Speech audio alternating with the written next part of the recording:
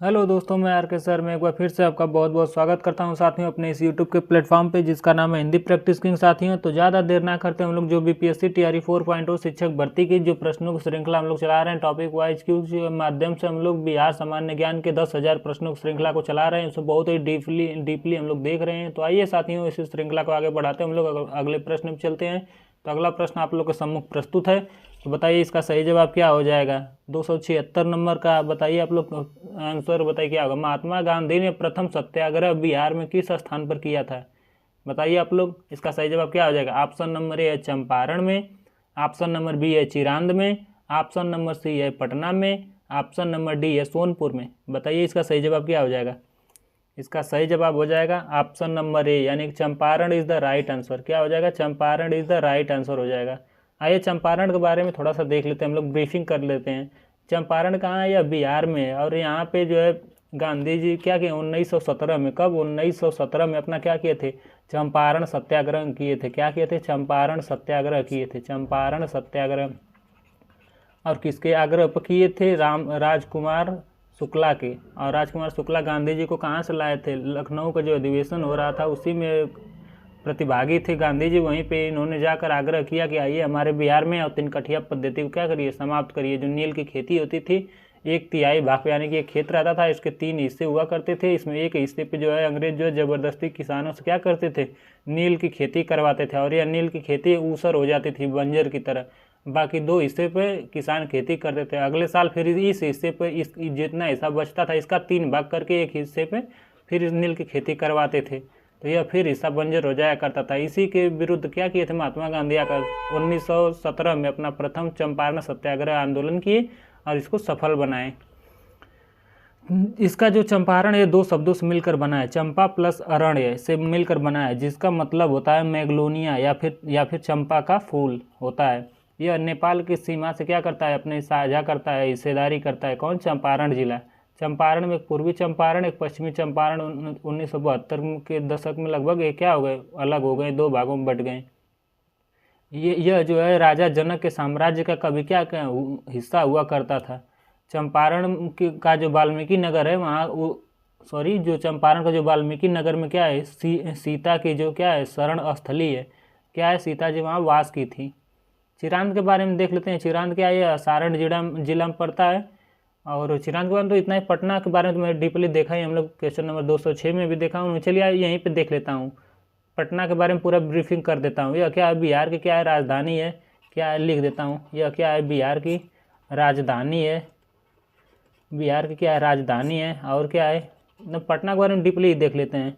पटना, बिहार, वैशाली, गया, ये सब बहुत इंपॉर्टेंट क्वेश्चन है।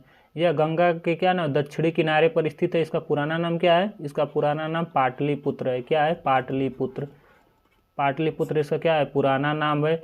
सबसे ज़्यादा जनसंख्या वाला यह है, क्या है, सबसे ज़्यादा क्या है, जनसंख्या वाला है, जनसंख्या वाला नगर है, जनसंख्या वाला नगर है। और दूसरा कौन सा है, गया है। सबसे ज़्यादा और सबसे क्या है, सबसे बड़ा शहर है। सबसे क्या है, बड़ा शहर है। सबसे बड़ा जहाँ जो शहर रहेगा वहीं सबसे ज़्यादा जनसंख्या यहीं पे रहती है ऑब्वियसली। ऐसे आप लोग मान लीजिए। इसको सरस्वती कुलगृह कहा जाता है। इसको पटना को क्या कहते हैं, सरस्वती क्या कहते हैं, सरस्वती कुलगृह।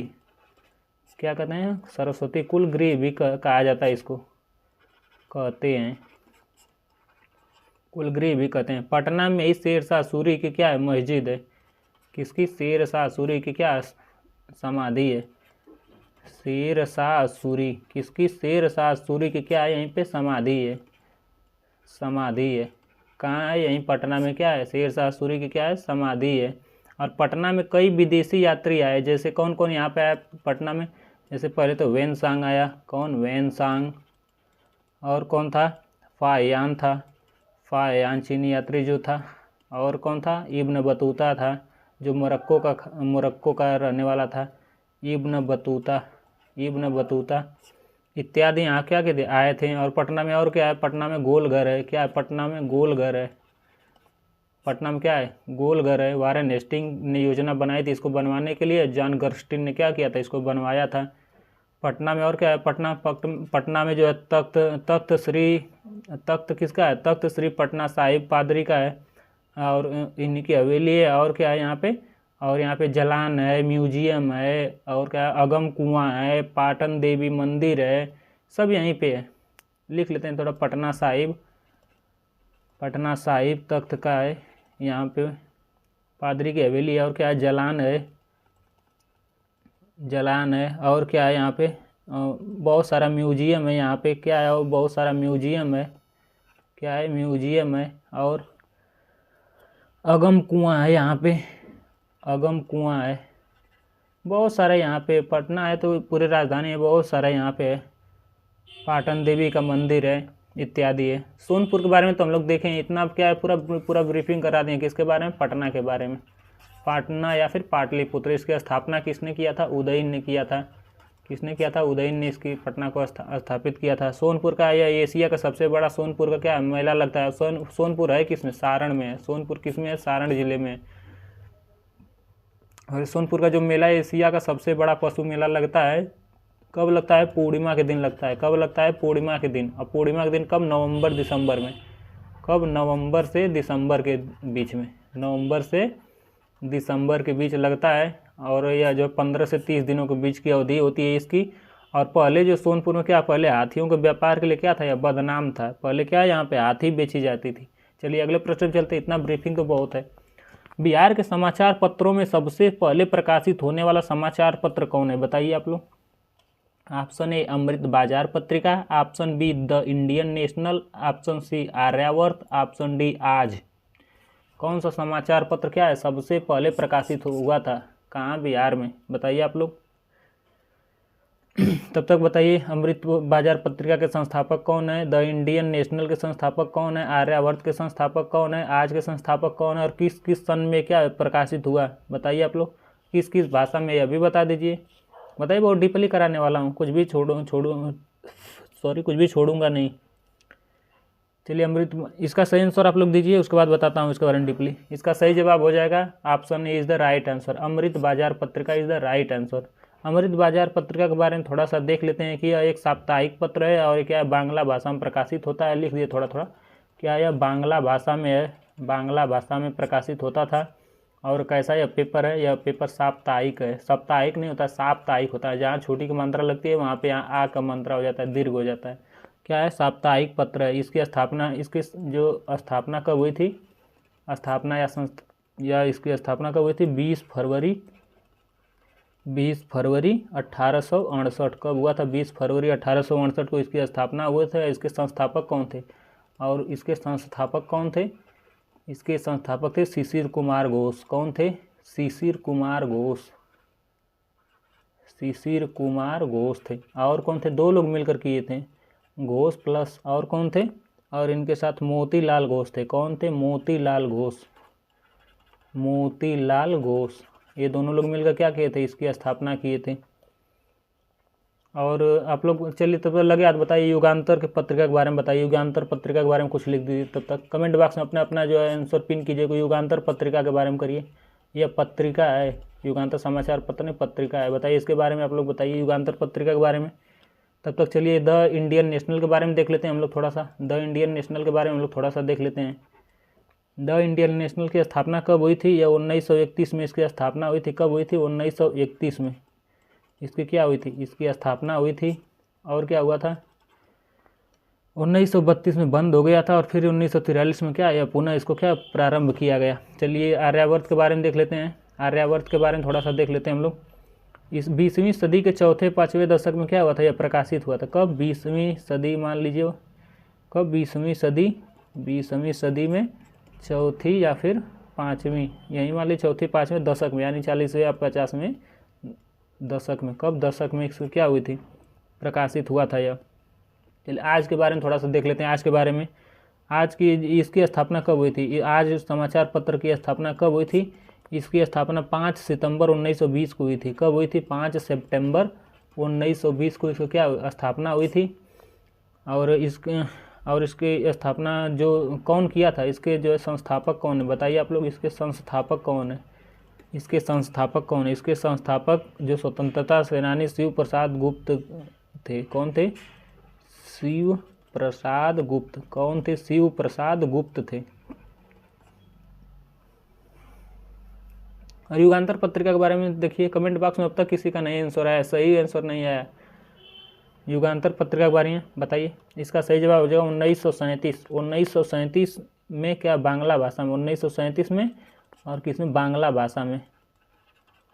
बांग्ला भाषा में क्या निकला था यह, यानी बांग्ला भाषा में प्रकाशित होता था। चलिए अगले प्रश्न में चलते हैं। 28वें बिहारी पुरस्कार किसे चुना गया बताइए। विराट विशिष्ट को चुना गया, मनीषा कुलश्रेष्ठ को चुना गया, अनुजा भंडारी को चुना गया, विष्णु दत्त को चुना गया। बताइए आप लोग इसका सही जवाब। 278 नंबर का सही जवाब बताइए आप लोग। 278 का सही बताइए। इसका सही जवाब हो जाएगा option number B, Manisha Kulshreshtha is the right answer. यानी 28वें बिहारी पुरस्कार के लिए किसे चुना गया, मनीषा कुलश्रेष्ठ को चुना गया।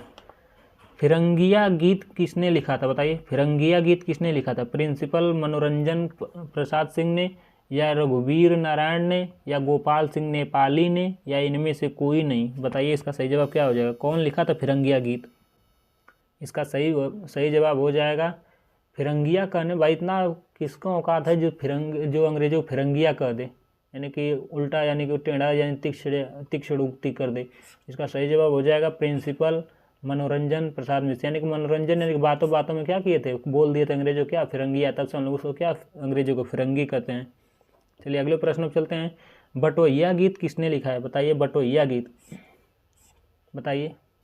प्रिंसिपल मनोरंजन द्वारा, रघुवीर नारायण द्वारा, कविवर नेपाली द्वारा, या इनमें से कोई नहीं। बताइए इसका सही जवाब। अब प्रिंसिपल मनोरंजन तो होंगे नहीं, वो तो पिछले क्वेश्चन में थे। इसको बताइए।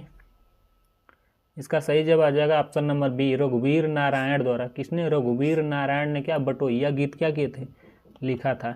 विद्यापति ने नचारी में किसकी स्तुति की है बताइए। विद्यापति के बारे में पूछा है, शिव की, विष्णु की, ब्रह्मा की, या देवी दुर्गा की। बताइए। तब तक विद्यापति के बारे में कुछ देख लेते हैं। अच्छा बताइए, इनका उपनाम क्या है, इनका उपनाम क्या है, इनका उपनाम क्या है। इनको मैथिल कोकिल कहा जाता है। क्या कहा जाता है, मैथिल कोकिल। किसके लिए, मैथिल कोकिल किसके लिए, पदावली की रचना की है। किसके, पदावली की रचना किस भाषा में की है, मैथिली भाषा में की है। भाषा कौन सी है इसकी भाषा मैथिली है, इसीलिए इनको क्या, मैथिल कोकिल कहा जाता है, मैथिल कोकिल। और इनकी रचनाएं बता दीजिए। इनकी रचना एक UPP 2024 में आया हुआ है। इसका सही जवाब हो जाएगा, एक तो कीर्ति लता, कीर्ति सिंह के दरबारी कवि थे, और शिव सिंह के, दोनों लोग के क्या है, दरबारी कवि थे। एक है कीर्ति लता और एक है कीर्ति पताका। कीर्ति पताका, इसकी भाषा तो मैथिली है, और इस दोनों की भाषा अवहट्ट है। क्या भाषा है, अवहट्ट है। इसका सही जवाब बताइए आप लोग, क्या हो गया। इसने किसकी स्तुति की थी, शिव की। Option number A is the right answer, Shiv की स्तुति की थी। इन्हें मैथिल कोकिल के नाम से जाना जाता है, मैं आपको बता ही दिया। चलिए अगले प्रश्नों पर चलते हैं। वर्धमान महावीर ने कहाँ निर्वाण प्राप्त किया था बताइए। बताइए आप लोग।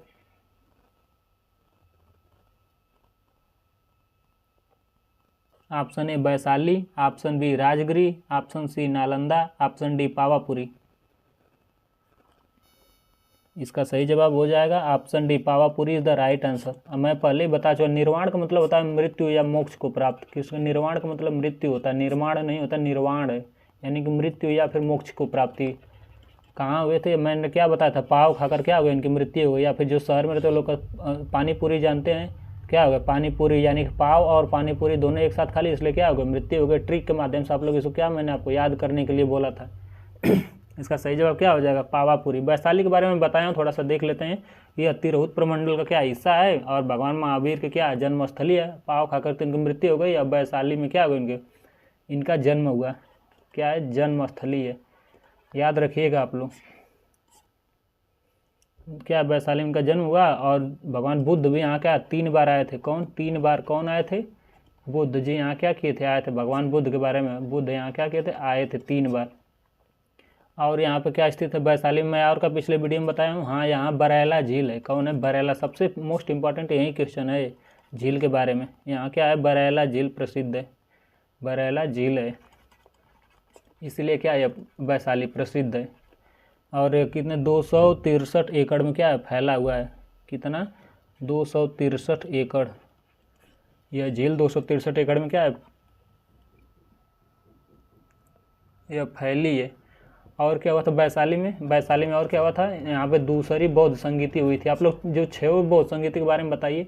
दूसरी बौद्ध क्या हुई थी, संगति हुई थी, संगीति किसके शासनकाल में हुई थी, कब हुई थी, आप लोग बताइए, कमेंट बॉक्स में दीजिए। तब तक राजगीर के बारे में देख लेते हैं। राजगीर क्या मगध की क्या है, पहली राजधानी थी। इसको वर्तमान में राजगीर के नाम से भी जाना जाता है। इसका उपनाम क्या है, राजगीर के नाम से भी जानते हैं इसको। किस नाम से, राजगीर के नाम से भी जानते हैं। और यह क्या है, नालंदा जिला में स्थित है। कहाँ है, नालंदा में स्थित है। आप लोग मैं बताता चल रहा हूँ, एक एक पॉइंट आप लोग नोट करिएगा। यह मगध महाजनपद की क्या है, राजधानी थी। कहाँ, राजगीर थी। और इसको क्या ना गिरिब्रज के नाम से भी जाना जाता था। और महाभारत में इसका क्या जिक्र हुआ करता था राजगीर का। नालंदा के बारे में तो बताया हूँ कि बिहार शरीफ के नाम से भी जाना जाता है नालंदा। और नालंदा को ध्वस्त करने वाला बख्तियार खिलजी था, मुस्लिम शासक था। पावापुरी में महावीर की मृत्यु हुई है। चलिए हो गया, अगले प्रश्न चलते हैं। मखदुम कुंड, वहीं गर्म वाला, गर्म झरने वाला, कहाँ पर स्थित है बताइए। मखदुम कुंड गर्म पानी की झील है, यह कहाँ पे स्थित है बताइए आप लोग। ऑप्शन ए मनेर में, ऑप्शन बी राजगीर में, ऑप्शन सी बिहार शरीफ में, ऑप्शन डी फुलवारी शरीफ में। बताइए आप लोग, बताइए इसका सही जवाब। इसका सही जवाब हो जाएगा option number B, Rajgir is the right answer. Maner के बारे में पिछले वीडियो में देखा हूँ, थोड़ा सा देख लेते हैं। मनेर का पुराना नाम क्या है, मनियार मथान है। इसका पुराना नाम क्या है, पुराना नाम मनियार मथान, क्या है, मनियार मथान है, मनियार मथान है। और यह कहाँ है, मनेर स्थित कहाँ है, यह पटना में है। कहाँ है, पटना में है। और मखदुम मनेरी और दौलत शाह की क्या है, यहाँ पे कब्र है। और छोटी दरगाह बड़ी दरगाह के नाम से क्या है, यह जाना जाता है। राजगीर के बारे में जस्ट इसके पिछले ही क्वेश्चन में बताया हूँ कि यह मगध की पहली राजधानी है। वर्तमान में राजगीर के नाम से जाना जाता है। नालंदा जिला में यह क्या है, राजगीर स्थित है। मगध महाजनपद क्या राजधानी थी। गिरिब्रज या फिर हाँ गिरिब्रज के नाम से क्या जाना जाता था। महाभारत में क्या उसका जिक्र हुआ था। ये सब तो अभी जस्ट बताया हूँ। चलिए अगले प्रश्न चलते हैं। निम्नलिखित में से किस नगर में जापानियों ने विश्व शांति स्तूप का निर्माण कराया था बताइए। ऑप्शन नंबर ए देव में, ऑप्शन नंबर बी है बोध गया में, ऑप्शन नंबर सी है गया में, ऑप्शन नंबर डी है राजगीर में। बताइए आप लोग, बताइए कहाँ हुआ था, कहाँ जापानियों ने विश्व का शांति स्तूप स्थापित किया, निर्माण किया है। बताइए आप लोग। इसका सही जवाब हो जाएगा option number D, Rajgir is the right answer. कौन, Rajgir is the right answer. Bodh Gaya, देव गया, यानी गया के बारे में थोड़ा सा बताया। गया के बारे में पिछले वीडियो में बताया, थोड़ा सा देख लेते हैं। यहाँ बुद्ध जी को क्या ज्ञान की प्राप्ति हुई थी। बोध गया को यानी कि बोध से याद कीजिए कि बोध जो होता है मस्तिष्क में होता है। हम लोग जानकारी को ही बोध कहते हैं, तो इसलिए क्या इसको ज्ञान से जोड़ लो। क्या ज्ञान की प्राप्ति हुई थी, ज्ञान की प्राप्ति। और किसको हुई थी ज्ञान की प्राप्ति, भगवान बुद्ध को। किसको, भगवान बुद्ध को। बुद्धि आई यानी कि बुद्ध, ऐसे ट्रिक से याद करिए आप लोग। और इसका क्या है, दूसरा नाम गया है। और यहाँ क्या फल्गु नदी क्या है यहाँ पे बहती है। पटना के बारे में नहीं, गया है, गया के बारे में, यहीं गया को क्या ना बोध गया कहते हैं। तो यही सब है। चलिए अगले प्रश्न पर चलते हैं हम लोग। पटना स्थित गोलघर का निर्माण कब हुआ है बताइए आप लोग। कब हुआ है, किसने किया है, सब कुछ बताइए। और कितनी ऊंचाई है, कितनी मोटाई है, कितनी चौड़ाई है, कितनी ऊंचाई है, कितना उसमें अनाज आता है, सब कुछ बताइए पूरे डिटेल से। कौन उसका स्थापना कराया, किसने किया, किसके शासनकाल में हुआ, सब बताइए, पूरा डिटेल बताइए गोलघर के बारे में। आइए गोलघर यहीं ख़त्म कर देते हैं। गोलघर के बारे में बताइए। पहले तो ये क्वेश्चन यहीं से आपका हो गया कि गोलघर कहाँ है, पटना में है। कहाँ गोलघर है आपको, पटना में स्थित है। ये बहुत इंपॉर्टेंट क्वेश्चन है। पहले तो यही क्वेश्चन एक बन गया, गोलघर कहाँ है, पटना में है। बताइए। और इसका और क्या है या इधर, सॉरी पहले इसको आप लोग बताइए इसका आंसर क्या होगा, उसके बारे में डिटेल बता रहा हूँ। बताइए कब इसका निर्माण हुआ, 1786 में, 1756 में, 1776 में या 1796 में। बताइए कब निर्माण हुआ। इसका सही जवाब हो जाएगा option number A, 1786 is the right answer. कब हुआ था, 1786 में।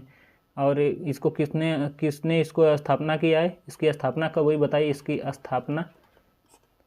स्थापना दिनांक सहित बता देता हूँ, 20 जुलाई 1786 को क्या हुआ, यह बना था। किसने इसको बनवाया, इसको बनवाया वारेन हेस्टिंग ने। किसने, वारेन हेस्टिंग ने।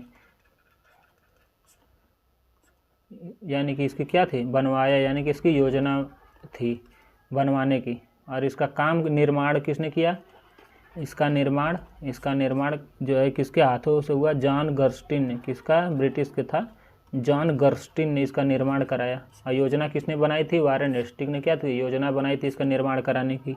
इसकी मोटाई कितनी है, इसकी मोटाई है, मोटी कितने है, इसकी दीवार 3.6 मीटर है, यहाँ पे 3.6 मीटर मोटी है। और 29 मीटर, कितना, 29 मीटर ऊंची है, 29 मीटर क्या है, ऊंची है, सोच लीजिए। अब बिना खंभे की, यानी कि खंभा इसमें क्या है, एक भी नहीं है, यानी बिना खंभे के, सोच सकते हैं। और इसकी क्षमता, बिना खंभे की इसकी क्षमता 140,000 टन, सोच लीजिए 140,000 टन अनाज इसमें आता है। चलिए अगले, इतना तो पूरा गोल घर के बारे में पूरा डीपली मैंने करा दिया। कब हुआ है, 1786 इज द राइट आंसर। चलिए अगले प्रश्न में चलते हैं। निम्नलिखित में से किसने नालंदा विश्वविद्यालय में अध्ययन किया है, बताइए। मेगस्थनीज ने, अलबरूनी ने, इब्न बतूता ने, वेनसांग ने। यहाँ पर इब्न होगा, इब्न बतूता ने या वेनसांग ने। पहले बताइए कहाँ कहाँ से लोग रिलेट होते हैं, यानी कहाँ कहाँ किस किस देश से आए थे, और इनकी पुस्तकों का नाम आप लोग बताइए। बहुत इंपॉर्टेंट क्वेश्चन है, इन सबकी पुस्तकों का नाम बता दीजिए आप लोग।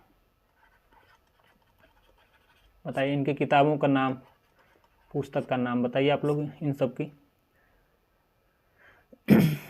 बताइए इसका सही जवाब क्या हो जाएगा, बताइए। नालंदा में किसने अध्ययन किया है, पहले यह बताइए, उसके बारे में पूरा डिटेल में बता रहा हूँ।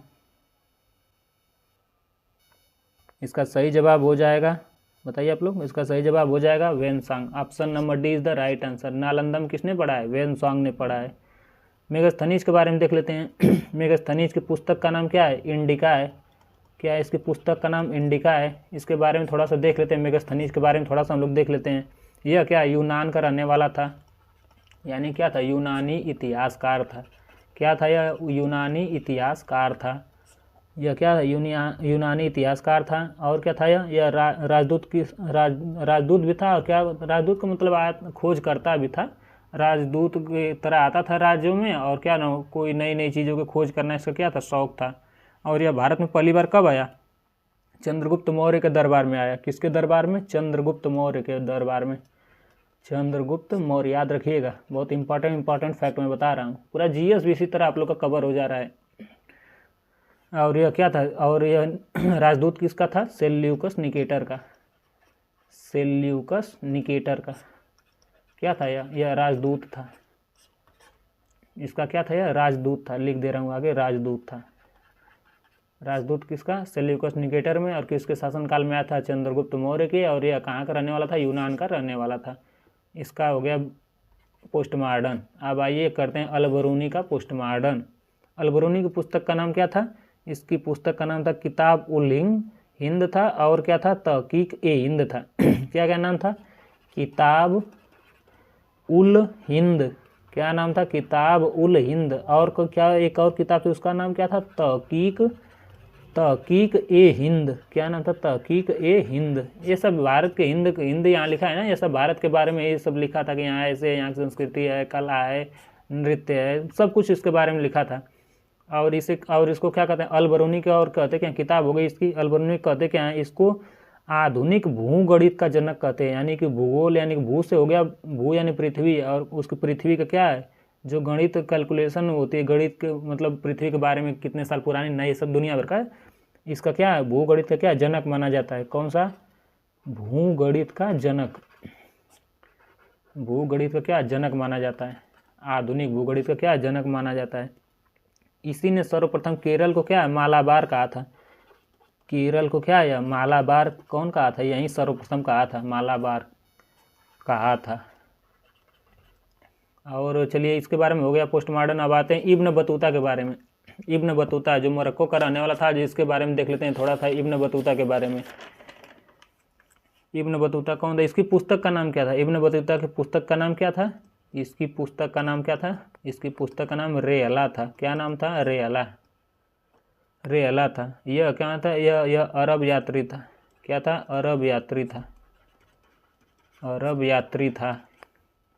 और यह क्या था, यह मुस्लिम था। और अरब में भी कहाँ से, मोरक्को से बिलोंग करता था ना, मोरक्को का था, मोरक्को से बिलोंग करता था। अरब यात्री था, अरब में कहाँ से, मोरक्को से था। और यह क्या था, मुस्लिम था। क्या था, मुस्लिम था। और सबका हो गया। अच्छा वेनसांग बचा, इसको बारे में थोड़ा सा देख लेते हैं। यह जो चाइना से था, कहाँ से था? चाइना यानी चीन से था। यह क्या था? चीनी भिक्षुक था, चीनी भिक्षुक था। और भिक्षुक में कौन सा? बौद्ध धर्म से रिलेटेड है यह, बौद्ध से, बौद्ध चीनी भिक्षुक था। और यह किसके शासनकाल में आया था भारत में? यह हर्षवर्धन के, किसके? हर्षवर्धन के, वर्धन ऐसे लिखा जाता है। हर्षवर्धन के शासनकाल में आया था। वो हर्षवर्धन के शासनकाल में क्या था? यह आया था, भारत में आया था।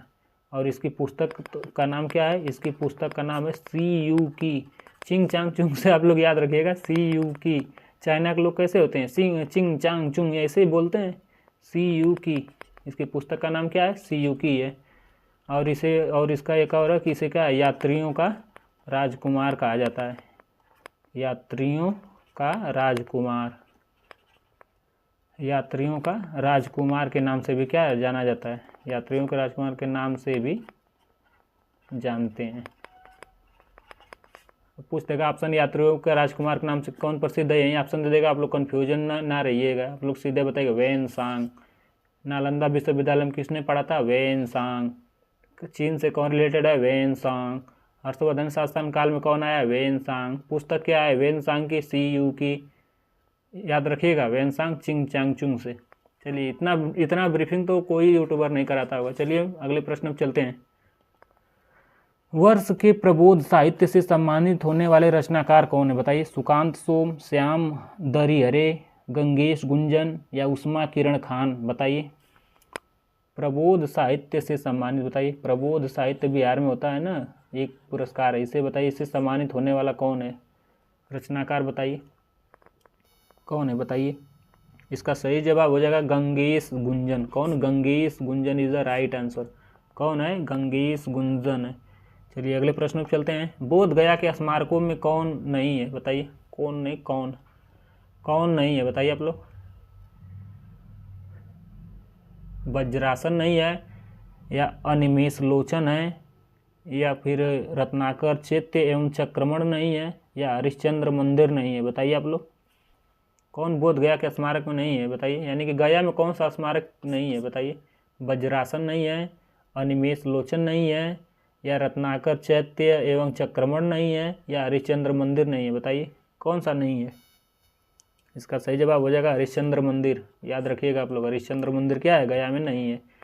बोध गया में महाबोधि मंदिर बनवाया गया था। बताइए कब बनवाया गया था? किसकी याद में बनवाया गया था? बताइए। बोध गया में महाबोधि मंदिर, बहुत इंपॉर्टेंट क्वेश्चन है। बताइए, पहले तो यही क्वेश्चन बन जाएगा महाबोधि मंदिर कहाँ है, तो इसका सही जवाब हो जाएगा बोध गया में।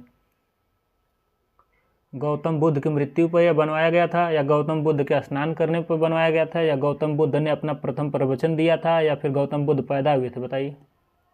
जानते हैं प्रवचन तो सारनाथ में ही दिए थे, तो यहाँ तो हो नहीं सकता है क्योंकि वो यूपी में है, वाराणसी में।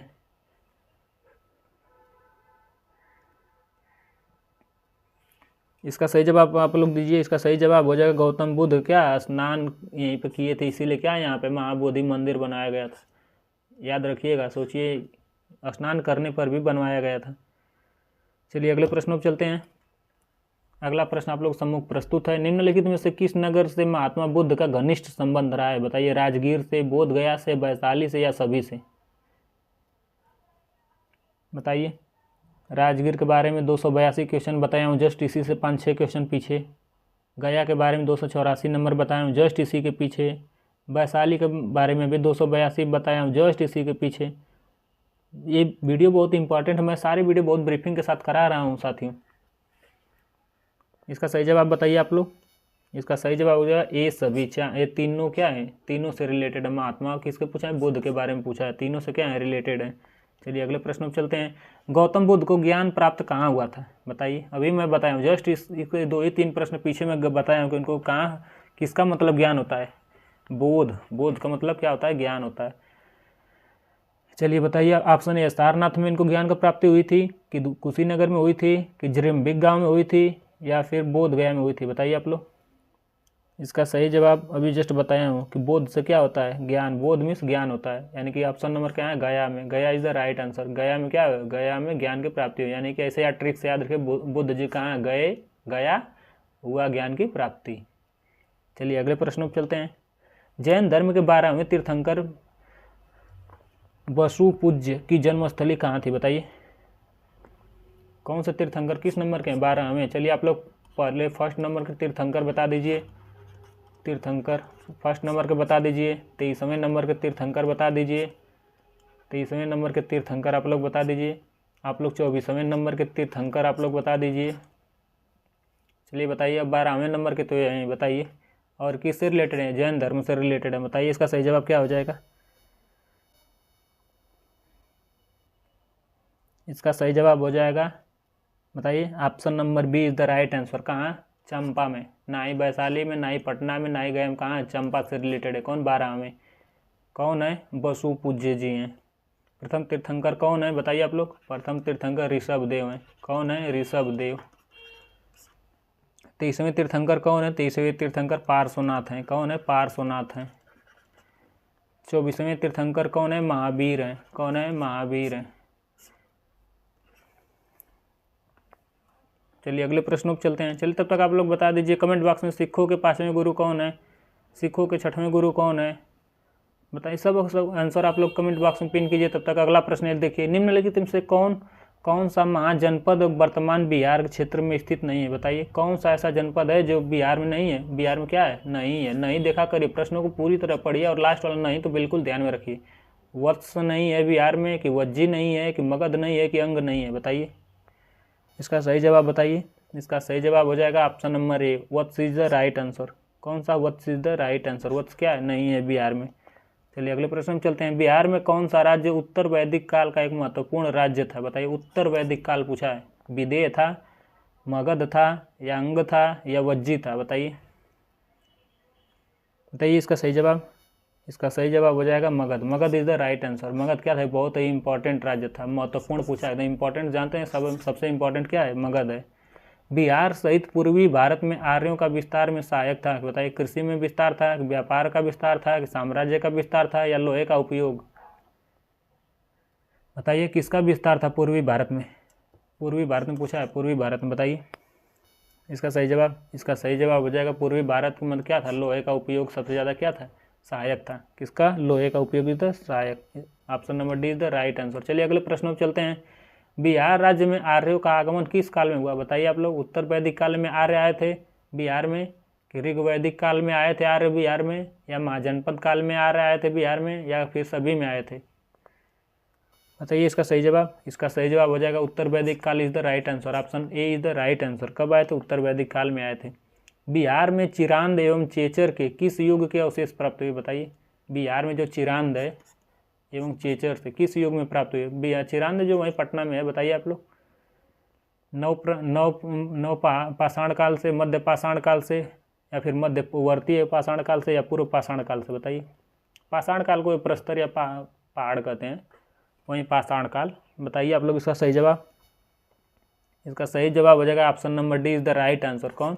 पूर्व पाषाण काल से आए थे। कौन? पूर्व पाषाण काल से। चलिए अगले प्रश्न पर चलते हैं हम लोग। राजनीति रत्नाकर पुस्तक के लेखक कौन है? बताइए। बताइए। चंदेश्वर हैं, कि विद्यापति हैं, कि ज्योतिरीश्वर हैं, कि हरिब्रह्मदेव हैं? बताइए। विद्यापति के बारे में तब तक इनकी पुस्तक का नाम बताइए। ज्योतिरीश्वर ठाकुर के बारे में बताइए इनकी पुस्तक का नाम। इसका सही जवाब हो जाएगा option number A, Chandeshwar is the right answer. कौन थे? चंदेश्वर। चंदेश्वर की पुस्तक का नाम क्या था? यही था। क्या नाम था? रत्नाकर पुस्तक। क्या था? रत्नाकर था। विद्यापति का पुस्तक का नाम क्या था? इनकी रचना का नाम? इनकी रचना का नाम कीर्ति लता। कौन है? कीर्ति लता और कीर्ति पताका। कीर्ति पताका। और क्या था? एक पदावली। पदावली किस भाषा में था? मैथिली भाषा में था। मैथिली भाषा में था, इसलिए क्या इनको मैथिल कोकिल कहा जाता था। क्या कहा जाता था? मैथिल कोकिल। क्या कहा जाता था? मैथिल कोकिल भी इनको क्या कहा जाता था। कीर्तिलता और कीर्ति पताका किस भाषा में था? अवहट्ट भाषा में था। और ये किस भाषा में थी? पदावली थी, इसीलिए क्या इनको मैथिल कोकिल कहा जाता, सॉरी मैथिली में पदावली थी। ज्योतिरीश्वर ठाकुर का क्या है? वर्ण रत्नाकर। पुस्तक का नाम क्या है? वर्ण रत्नाकर है। वर्ण रत्नाकर इनकी क्या है? रचना है। चलिए अगले प्रश्नों पर चलते हैं हम लोग। तो साथियों आज तक का यही सफ़र हम लोग का समाप्त होता है दोस्तों। तो ज़्यादा देर ना करते हुए हम लोग अब जो है बंद करते हैं, यानी कि इसको क्लोज करते हैं। अगले सेशन को फिर नए जोश और उमंग के साथ हम लोग क्या आपके सामने में प्रस्तुत फिर आर के सर आपके सामने प्रस्तुत होंगे। आज के लिए बस इतना ही। आर के सर को इजाज़त दे दी साथियों। धन्यवाद साथियों।